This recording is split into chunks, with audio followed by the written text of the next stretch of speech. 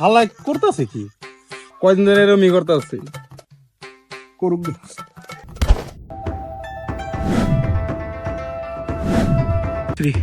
কিরে কি করস?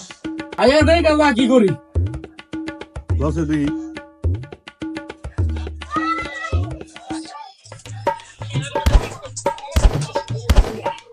কি বিষয়টা একটু বুঝাতো।